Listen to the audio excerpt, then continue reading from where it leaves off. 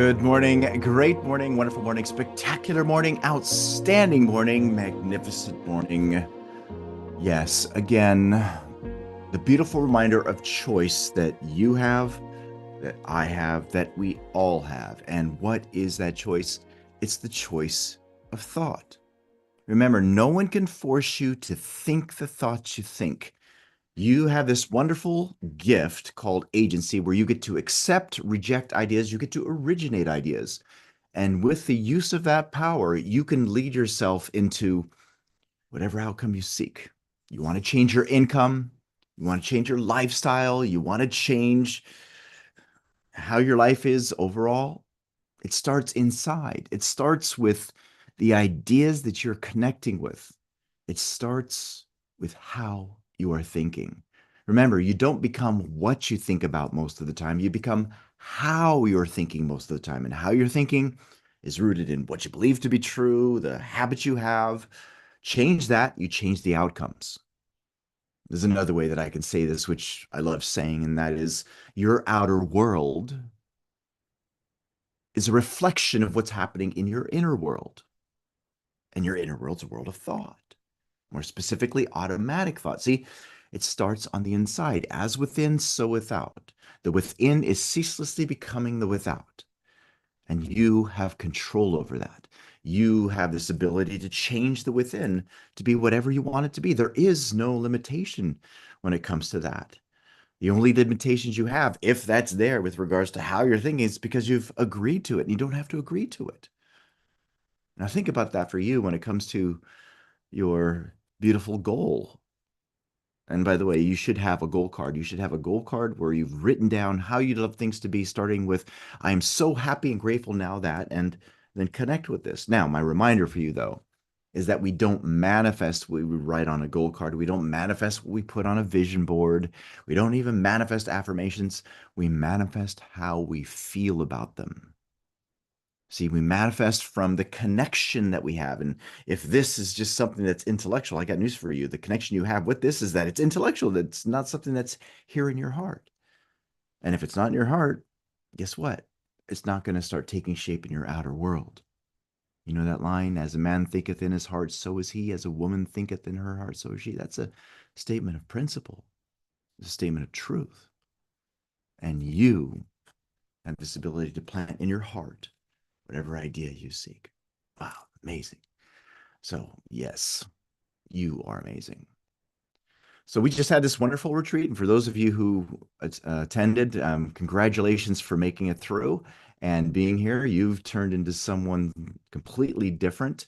And that's amazing and incredible. And from here, let's go into what we've been studying. Now, we've been studying this, which is there is no such thing as self-sabotage. If you don't have a copy of this, make sure you do get a copy of it. Make it a permanent part of your library. Make it a reference point for you, because what it does is it completely obliterates, decimates, destroys the idea that you are stopping you, that you're in your own way, that you're battling against yourself, or that you're self-sabotaging. All of that's a bunch of BS. It's not true at all whatsoever. So make sure you have that. Now let's go into where we are, shall we? Let's go into this beautiful book and the chapter we're in. I'll go ahead and switch this over here. And where we are is on the chapter of intuition. Now, we've gone over some of this before in the last session, but we're going to go over it again. And an important thing to emphasize and remind you about is that intuition is something that's already in you. It's not a matter of whether or not it's there. It's a matter of whether or not you're exercising it and using it. You can think of intuition as that gut feeling inside, that impulse to do something or to think something or to whatever. It's something that's there. Now, with that being said, a lot of people, they think about intuition and misinterpret fear as intuition, and it's not. They're different. And that's what we're going to talk about here in this. Now, here in terms of the page, we're on page, if you have the soft cover, we're on page 79. And one of the things that we really want you to tap into is understanding that fear is not intuition. Okay. Fear many times may feel like that, but it's not. See, fear speaks in hurry and hesitation. Hurry is a state of fear. And there's also when there's hesitation, oh, I don't know, let me think about it. I got to think about it. Some people, use that, oh, as a sign, I don't have enough information. No, that's not true. The hesitation when it comes to making a decision or the hurry, oh my gosh, I got to do that, is all rooted in fear. Think about maybe the many times that you have, you know, wanted to go and do something, but then there was fear about it. And you hesitated because you were looking at the circumstances, conditions, and results of your life. Or maybe when you did move to do something, now all of a sudden you're in a hurry, like you're behind.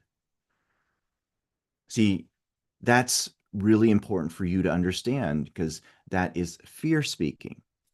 Now, intuition instead speaks in calm, quiet knowing. Intuition always comes first. Now, what do I mean by this? Well, Bob Proctor shared this beautifully. He's the one who actually helped me to see this.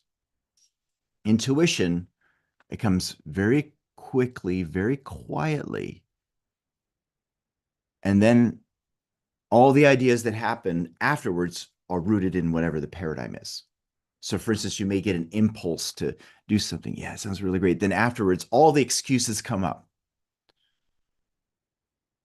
Or maybe something happens and it causes some kind of friction, and then all of a sudden you look at that and maybe say, oh, well, that's a sign I shouldn't do it, when the impulse would say, go ahead and do that. Now, that's really important to get because I'm certain that if you look back on your life, that there have been plenty of times where you had this gut feeling to go and do something, and all of a sudden these hesitations came about. Something happened. Then worry and doubt came into play. It's very important that you don't listen to whatever is there from that fear. Now, again, intuition speaks in calm, quiet knowing. Intuition always comes first. Doubt follows, bringing worry and second guessing. Now, here's an important statement for you, and I really want you to grab onto this. If you find yourself debating whether something is intuition, it is not intuition. So you're having a conversation in your mind. Oh, is that intuition? It's not. It's not. It's conditioned fear disguised as reason.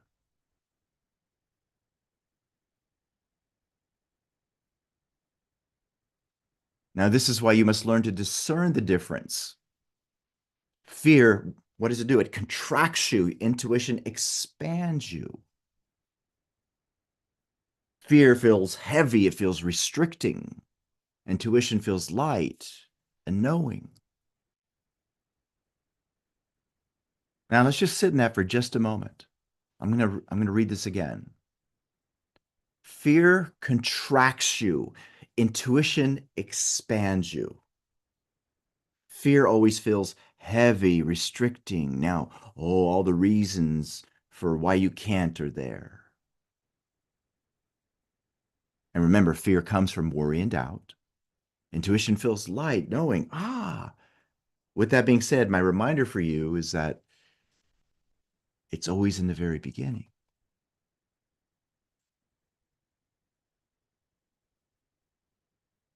Now, this is important for you because we're talking about making changes.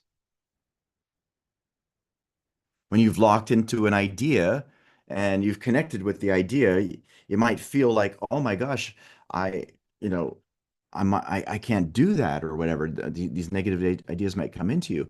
See, it's important that you recognize that and see that what's running is the paradigm. And if you continue to run from that, guess where you're going to be tomorrow? And the next day, and the next month, and the next year, you're going to be in the same place.